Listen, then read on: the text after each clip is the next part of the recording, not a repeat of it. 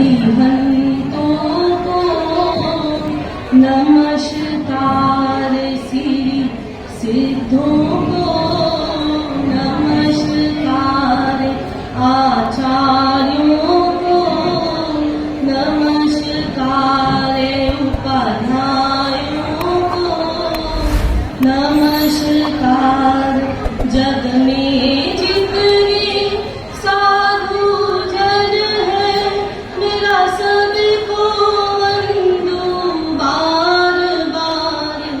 अरिहंतों को नमस्कार, श्री सिद्धों को नमस्कार। ओम अरम। अब हम बढ़ते हैं अपने अगले चरण की ओर। मैं सबसे पहले सभी सभा संस्थानों से पधारे हुए पदाधिकारीगणों को आमंत्रित करती हूँ और स्वागत करती हूँ कि वो अपना स्थान आगे की पंक्ति में ग्रहण करें। सादरा सभा, महिला मंडल अध्यक्षा जो भी उपस्थित है, प्लीज आगे आके अपना स्थान ग्रहण करें। हमारी आस्था के धाम, श्रद्धा के राम, आध्यात्म जगत के तेजस्वी सम्राट परम पूज्य गुरुदेव के चरणों में वंदना। अध्यात्म प्रखर दीप शिखा श्रद्धे साध्वी श्री अणिमा श्री जी को भावभीनी वंदना। अध्यात्म रसिक भाइयों और बहनों, सादर जय जिनेन्द्र। सभी सभा संस्थानों से पधारे हुए पदाधिकारीगणों का हार्दिक अभिनंदन करते हैं, स्वागत करते हैं। सादरा सभा के माननीय गण अध्यक्ष, महामंत्री, महिला मंडल की अध्यक्षा, मंत्री और उनकी पूरी टीम, ओसवाल समाज के अध्यक्ष और उनकी पूरी टीम, सभी संस्थानों से आए हुए अतिथिगणों का हार्दिक स्वागत है, अभिनंदन है। किसी का नाम अगर रह गया है तो दिल से उनके लिए हार्दिक अभिनंदन है। ये ना सोचे कि आपका नाम नहीं आया तो हमें आपका ध्यान नहीं आया, पर सबके लिए अभिनंदन और स्वागत है। अब हम आगे की ओर बढ़ते हैं और अपनी लघु नाटिका की ओर चलते हैं। चातुर्मास के इस पावन अवसर पर हम बहनें एक प्रेरक संवाद प्रस्तुत कर रही हैं। जैन शासन की गौरवशाली आचार्य परंपरा में जिनका नाम मणि की भांति चमक रहा था, जो इसी अवसर बड़ी काल के अंतिम केवली हुए, उन्हीं जम्बू स्वामी के जीवन व्रत को अभिव्यक्ति दे रही है सब मगध सम्राट श्रेणी की राजधानी राजगृह में के प्रमुख से ऋषभ दत्त के प्रांगण में माता भद्रा की रतन कुंती से जम्बू कुमार ने जन्म लिया। माँ की ममतामयी गोद में, पिता के स्नेही साये में एवं अपार सुख सुविधाओं के मनोपूर्ण परिवेश में जम्बू के बचपन के दिन अत्यंत आनंद के साथ बीत रहे हैं।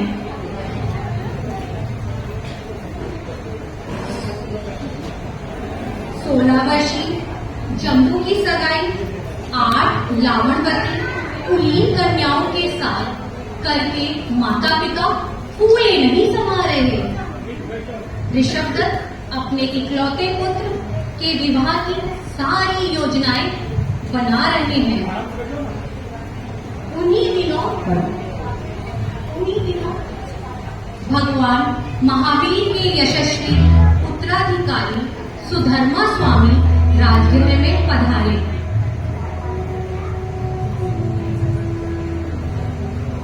हजारों व्यक्ति उपदेशामृत का पान करने समम शरण की तरफ बढ़ रहे हैं।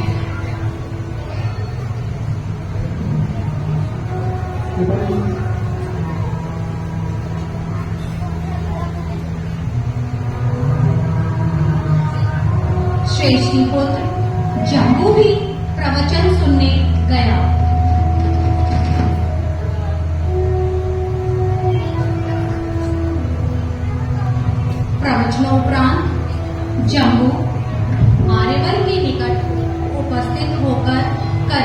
निवेदन कर रहा है। भद्रे, हम के संताप को नष्ट करने वाले आपकी पीयूषमय वाणी ने मेरे चित्तभूमि में वैराग्य के बीज अंकुरित कर दिए हैं। मेरी भावधारा आध्यात्मिक की ओर बह रही है और सारी बड़ी बनना चाहता हूँ। सुबह शीघ्र शुभ कार्य में विलंब कैसा? तुम्हें शीघ्र अतिशीघ्र माता पिता से आज्ञा लेकर दीक्षित हो जाना चाहिए। भद्रे, आपका कथन यथार्थ है। मैं अभी जाता हूँ और माता पिता को ये केंद्र प्रकारित बनाकर आप जी के चरणों में उपस्थित होता हूँ।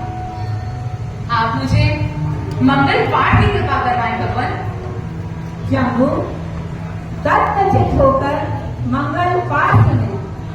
अर्हंता मंगलम सिद्धा मंगलम साहू मंगलम केवली पन्नतो धम्मो मंगलम।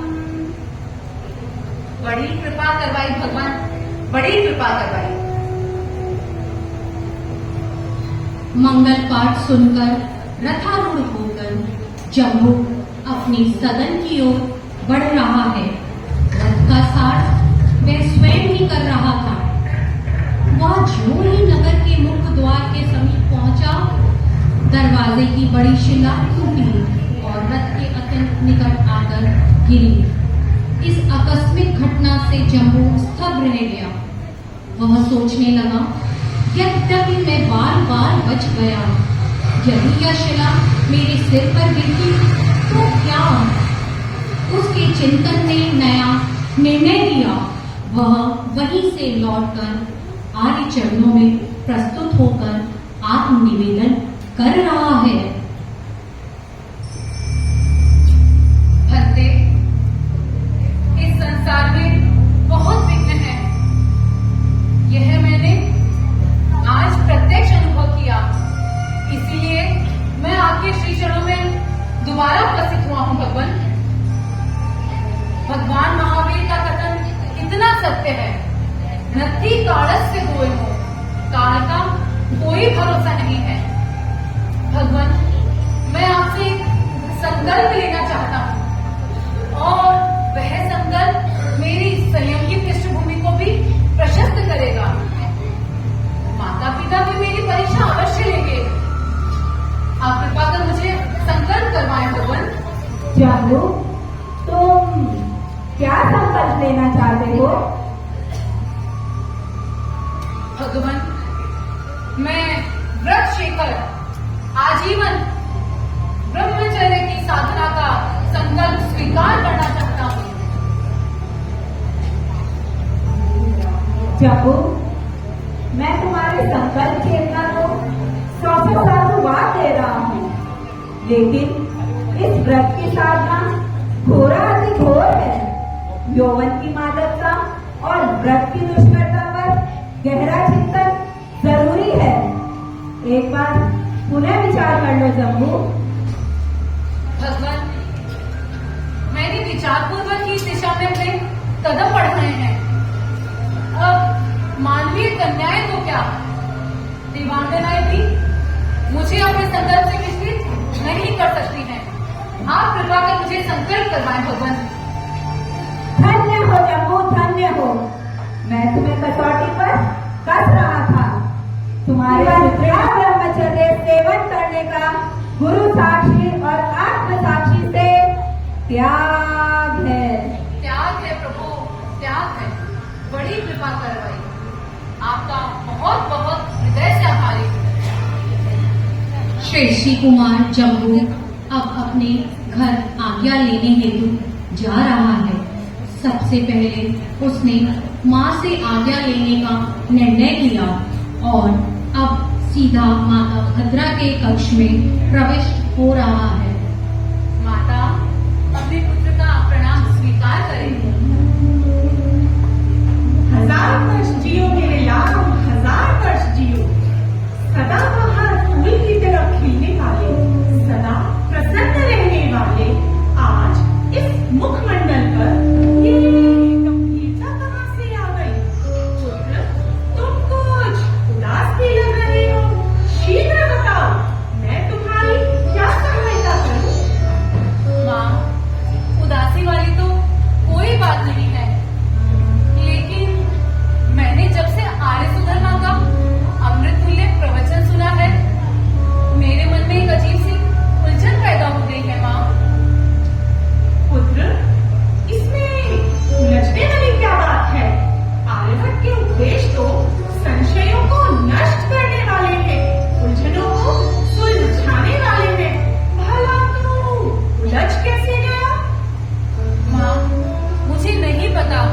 मैं उलझ गया हूँ या सुलझ गया हूँ, लेकिन एक तुम ही हो माँ जो मेरी परेशानी को हल कर सकती हो। इसीलिए आज मुझे तुमसे बात करके बहुत अच्छा लग रहा है माँ, बहुत अच्छा लग रहा है। पुत्र, मैं तुम्हारी वाक पटुता से परिचित हूँ। शीघ्र बताओ पुत्र, मैं तुम्हारी क्या सहायता करूँ? माँ, आर्य सुधर्मा ने अपने प्रवचन में जो भी जीवन की सच्चाई प्रकट की, वे सारी की सारी मेरे मन की गहराई में उतर गई। माँ, आज तक मैं यही समझता था खाना पीना भोग विलास ये सब जीवन की सच्चाई है, लेकिन नहीं माँ, जब मृत्यु निकट आती है ये सब पीछे छूट जाता है माँ, सब पीछे छूट जाता है। पुत्र, इसमें उलझने वाली क्या बात है? यह तो स्पष्ट है। माँ, मैं भी अब उस शाश्वत की ओर गतिमान होना चाहता हूँ और सम्यक आचरण की दिशा में कदम बढ़ाना चाहता हूँ माँ। क्या? यह तो और भी खुशी की बात है, क्योंकि हमारा अंतिम कर्तव्य तो वही है। और यह प्रसन्नता की बात है कि तुमने अपने शाश्वत स्वरूप को पहचाना। तुम श्रावक में धारण कर, सम्यक धारण कर, श्रावक के 5वें गुण स्थान में प्रवेश करो। माँ, 5वां गुणस्थान? 5वां गुणस्थान ही क्यों माँ?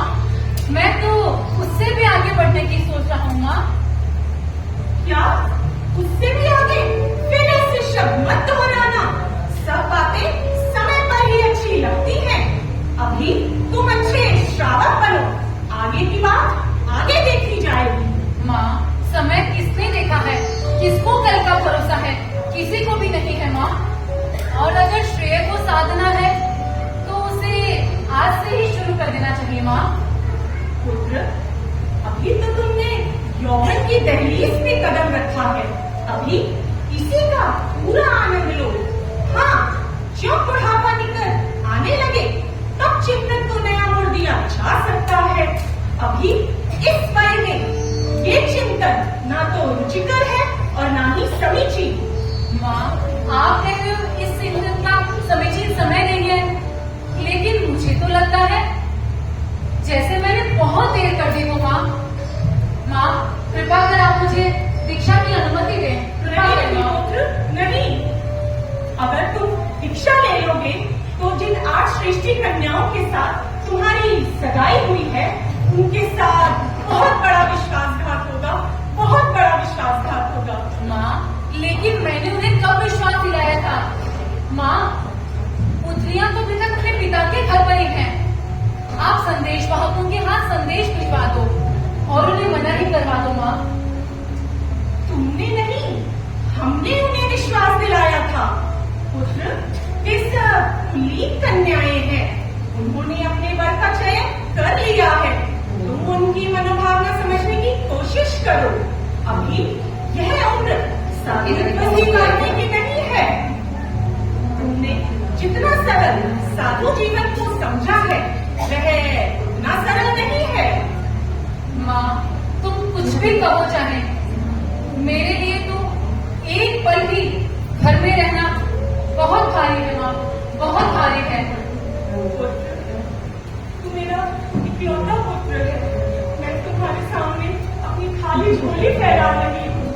पुत्र, तुझे मेरी खाली झोली भरनी होगी मेरे कुलदीपक। माँ, तुम ऐसे क्या झोली फैला रही हो? तेरे अंगी नुकसान से क्या कभी मैं पूरी हो सकूंगा? कभी नहीं माँ। एक पुत्र अपनी माता के उपकारों से उड़िन कभी नहीं हो सकता। लेकिन माँ, तुम विश्वास करो, मैं तुम्हारे प्रति आत्मना समर्पित हूँ। जिस भी क्षण चाहो परीक्षा देने को प्रस्तुत हूँ। और मेरी माँ या किसी की भी माँ अपने पुत्र के कल्याण में बाधक कभी नहीं बन सकती माँ, कभी भी नहीं माँ। नहीं नहीं पुत्र, मैं तुम्हारे कल्याण में कभी बाधक नहीं बन सकती। पर तू मुझे भी नहीं समझने की कोशिश करेगा तो मैं किसके सामने जाकर गुहार करूंगी? माँ, वैसे तो इस निर्णय पर चिंतन भी जरूरी नहीं है, लेकिन तुम्हारी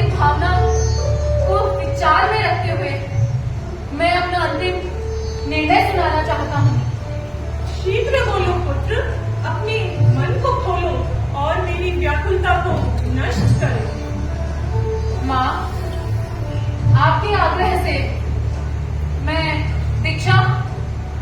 शादी तो करूंगा, लेकिन शादी के दूसरे दिन ही मैं दीक्षा स्वीकार कर लूंगा माँ। अरे वाह जम्बू, ये सारी व्यवस्थाएं तो मैं स्वयं कर लूंगी। तुमने मेरी बात का मान रख लिया, मेरे वचन का सम्मान रख लिया। मेरे कुलभूषण, तुम्हारे प्रति मेरी ममता और भी सघन हो गई है। अब अंतिम व्यवस्था मुझे तुम्हारे पिताजी के साथ मिलकर ही करनी होगी और तुम्हारा यह निर्णय मैं उन 8 श्रेष्ठ कन्याओं तक पहुंचाने की व्यवस्था करती हूँ। ठीक है माँ। राजगृह के उन संबंधित श्रेष्ठी परिवारों को यह सूचना मिली कि जम्बू कुमार ने शादी की बात तो मान ली है, परंतु कुमार शादी के दूसरे दिन ही दीक्षित होने का निर्णय कर चुके हैं। सभी श्रेष्ठी कन्याओं के पास जब यह संवाद पहुंचा तो वे एक स्थान पर एकत्रित होकर चिंतन कर रही हैं। अब सुनिए उन कन्याओं के वार्तालाप।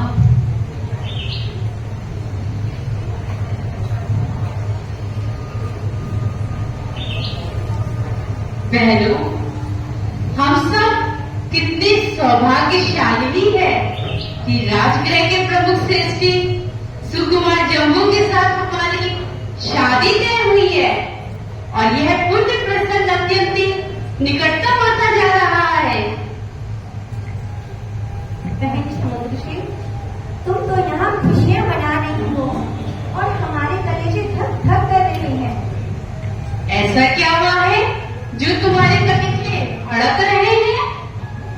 हमने सुना है कि कुमार शादी के लिए इनकार कर रहे हैं। बारीबा मनुष्य वो शादी के लिए कब इनकार कर रहे हैं? वो तो कह रहे हैं कि मैं शादी के अगले दिन ही दीक्षा ले लूंगा। बहन पर्वसेना, तुम्हारी बात सुनकर तो मुझे और भी आश्चर्य हो रहा है। अगर ये शादी के दूसरे ही दिन दीक्षा लेने वाले हैं तो फिर वे शादी ही क्यों कर रहे हैं? यही तो एक गहन समस्या है। जिसे दीक्षा लेनी हो वो शादी के बारे में, राग रंग के बारे में सोच भी नहीं सकता। शादी और दीक्षा का मेल ही क्या है?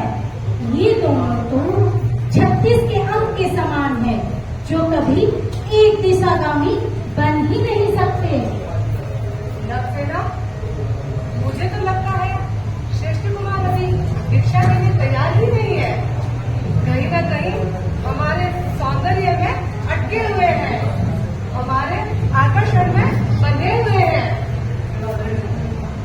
ओह, सौंदर्य की महारानी, तुझे तो अपने रूप रंग पर भी गर्व हो रहा है। आगे पीछे का तो कुछ भी ज्ञान नहीं है। तुझे इतना भी बता है कि वे शादी क्यों कर रहे हैं? रुचि, अगर मुझे नहीं पता है तो तुम्हें मेरा सहयोग करना पड़ेगा। अच्छा, ये तो बताओ, वे शादी कर क्यों रहे हैं?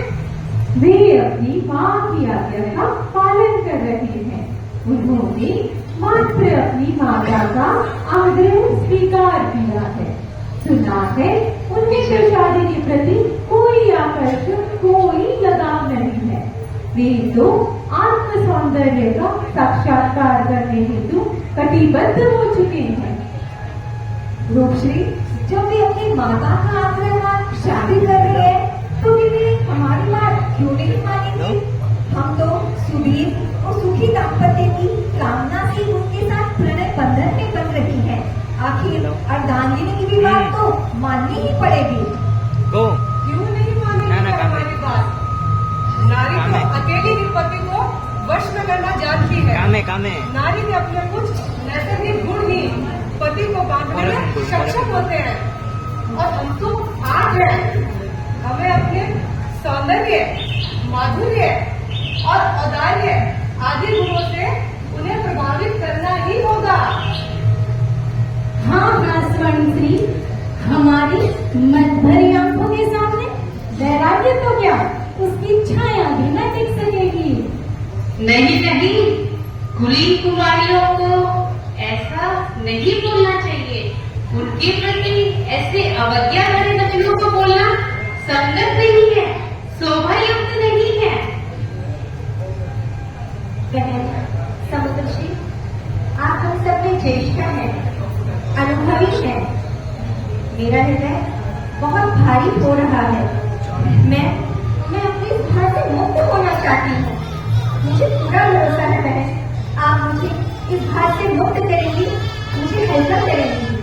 पद्मश्री, ऐसा क्या हुआ है कि तुम्हारे हृदय के भारी हो गए हैं? कुछ बताओ तो मैं तुम्हें निर्भर करने की पूरी कोशिश करूंगी।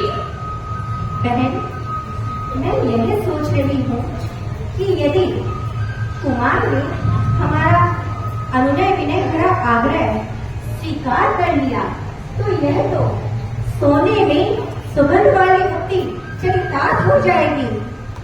लेकिन यदि कुमार ने इनकार कर दिया तो अरे, व्यक्ति को अपने आप में कुछ तो आत्मविश्वास होना चाहिए। हमारी सहज मुद्रा, हमारे कामनीय व्यवहार आर्यपुत्र पे निश्चित रूप से अनुकूल प्रभाव नहीं डालेंगे और उन्हें हमारी बात माननी ही पड़ेगी। बहन पद्मसेना, मुझे तो लगता नहीं है आर्यपुत्र हमारी बात मानेंगे। मुझे तो लगता है आर्यपुत्र पूरे माँ से भक्त है, तभी तो उन्होंने शादी की शर्त स्वीकार की है। उनका इरादा पक्का है, लक्ष्य स्पष्ट है, इसीलिए हमें पहले से सूचित किया गया है। कंचन सेना, जब भी अपनी माँ की बात मान सकते हैं तो हमारी बात क्यों नहीं मानेंगे? हम उन्हें हर तरीके से समझाने मनाने की चेष्टा करेंगे। उनसे कहेंगे आर्यपुत्र चींटी को पैरों तले पूजेंगे, हाथी का भी यशस्वी नहीं बनता। आप हमारे आधार हैं, हमें सहारा दीजिए, घबराइए मत, कुछलिए मत। पद्मसेना, अगर उन्होंने हमें स्वीकार नहीं किया तो क्या हमें भी उनके मत का अनुसरण करना पड़ेगा?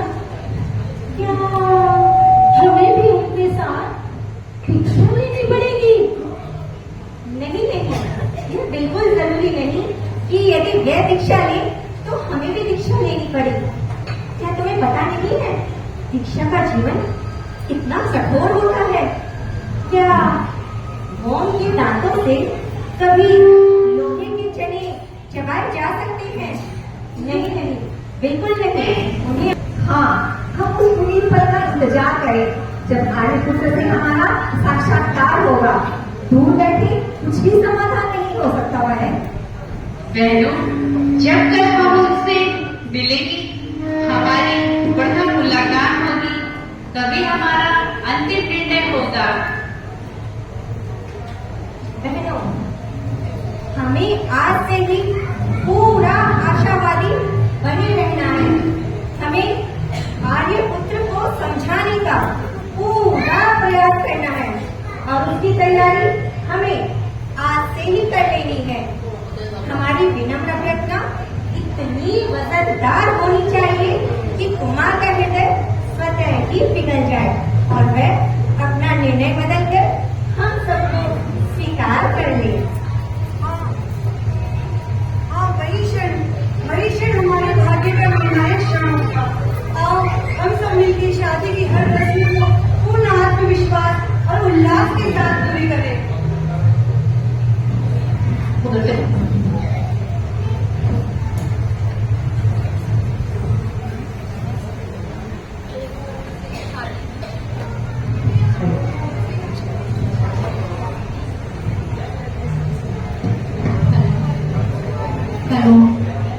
दोनों ओर से शादी की जोरदार तैयारियां शुरू हो गई। समय की सुई किसी की भी परवाह नहीं करती, बिना मन मर्जी से अविरल घूमती जा रही है। जम्मू 8 कुमारियों के वरण करने के लिए आगे बढ़ रहे हैं। सभी कन्याएं मन ही मन अति उत्साहित हो रही हैं। चारों तरफ मंगल गीत गाए जा रहे हैं और शहनाइयां बज रही हैं।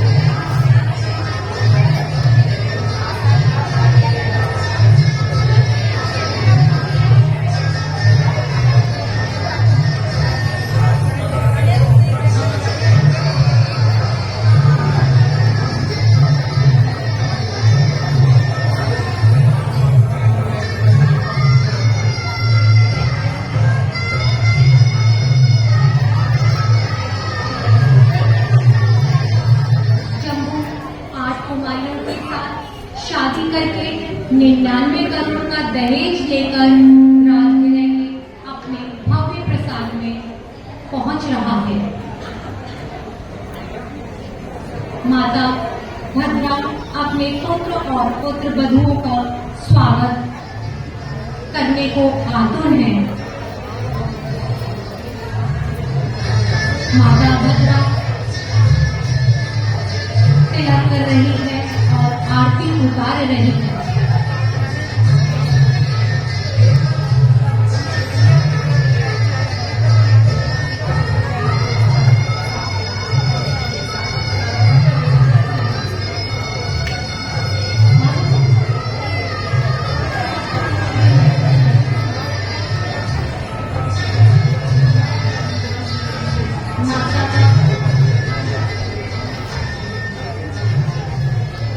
माता का आशीर्वाद लेकर जम्बू अपने कक्ष में प्रवेश कर रहा है।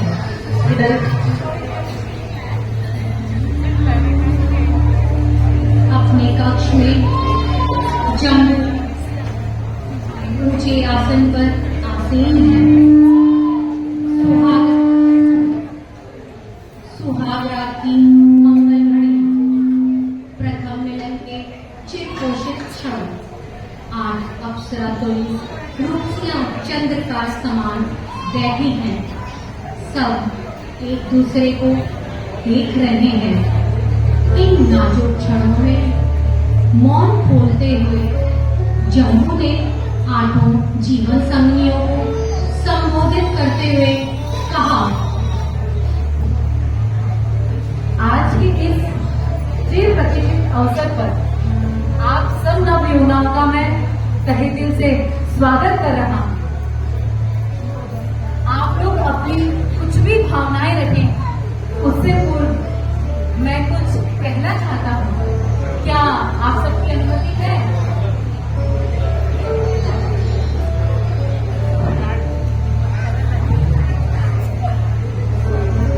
प्रणाम। हम आपको क्या अनुमति देंगे? अनुमति तो हम आपसे चाहेंगे। आपके एक संकेत पर हम सब अपना तन मन सर्वस्व न्यौछावर करने को तैयार है। हम उत्कंठित हैं आपको सुनने के लिए। आज्ञा दीजिए, अपने मन के भावों से अवगत कराने का अनुग्रह कीजिए। प्रिय अर्धांगिनियों, सामाजिक अनुबंधों के कारण हम सबका साक्षात्कार नहीं हो सका था और बिना साक्षात संपर्क के किसी भी निर्णायक मोड़ पर कभी नहीं पहुंचा जा सकता। लेकिन अब हमें हमारे शुभ पथ पर भविष्य में आगे बढ़ने की योजना बनानी है। जीवन भर आप हमारे पति हैं और हम सब आपकी पत्नियां। मैं मानती हूँ कि इसी प्रबल पुण्य से हमें आपकी अर्धांगिनी बनने का सौभाग्य प्राप्त हुआ है। लंबे समय का स्वप्न आज सत्य में परिणित हो गया है। समुद्रश्री, तुम जिस संबंध को पुण्योदय मान रही हो, ऐसा पति पत्नी का संबंध तो एक बार नहीं अनेकों बार बना है और अनेकों बार भी बिखरा है। लेकिन आज हमें गहराई से चिंतन करना है। इस विषयासक्ति से ऊपर उठकर इस नश्वर शरीर के सहारे उस अविनश्वर की ओर गति करनी है। प्राणेश, रात के इस मनमोहक मौसम में विराट की ऐसी बातें शोभा नहीं देती। मैं अपने हृदय उद्गार को व्यक्त करना चाहती हूँ। अपने अंतर दिल की भावना को आपको सुनाना चाहती हूँ।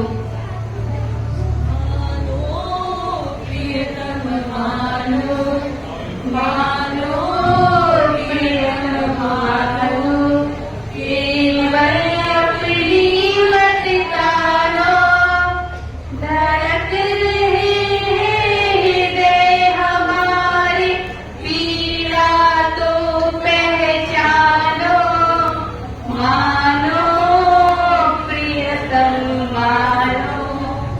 कितना तेरी सुमल तन हम माथों किया वरण